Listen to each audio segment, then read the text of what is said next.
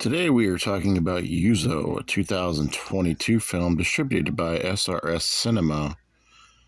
Right at about the hour and 30-minute mark, let's talk about Yuzo because Yuzo crazy. Get it? Yuzo crazy? Alright, enough of that. So Yuzo, he is a gentleman that has just been fired and let go from his job. Now, he works at an office job and COVID has hit, so everything's going crazy, and they just don't need him anymore at his job, so they let him go. He had been working remotely and missing work, so they said, goodbye. So he finds another job. Now, this job has many departments. There is a fitness department, there is a mask cleaning department, there is a department where they pick up recycled goods that they steal, and like printers and shit like that. And which is interesting because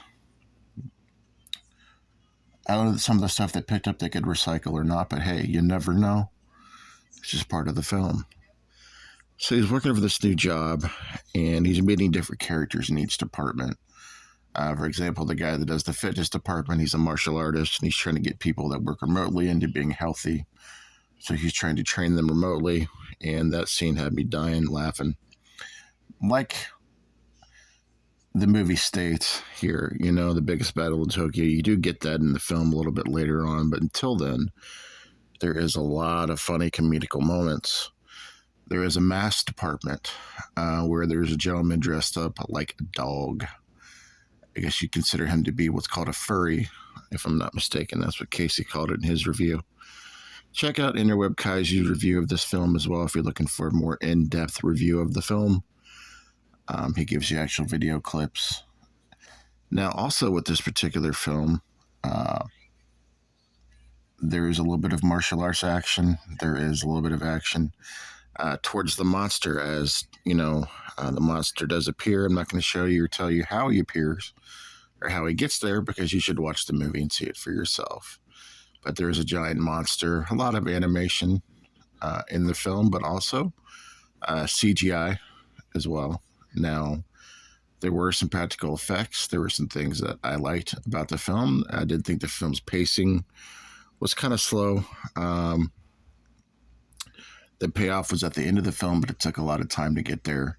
I do agree with my friend Casey that it could have been cut down, probably by about 20 minutes. I would say right at about the hour and 10-minute mark would have been good for this one. There's a lot of dialogue that might not have been necessary to the film. Why they had it in there, I don't necessarily know. There were some beautiful lingerie choices, though, for the ladies in the film. I will say this. There was a double bathing suit, which kind of had me confused. I guess people make designs now where there's a double bottom, which was strange. I'd never seen such a thing, but I guess it exists. And, yeah. So that's my thoughts on Yuzo, the Biggest Battle of Tokyo. I did like the final battle. I did like the monster.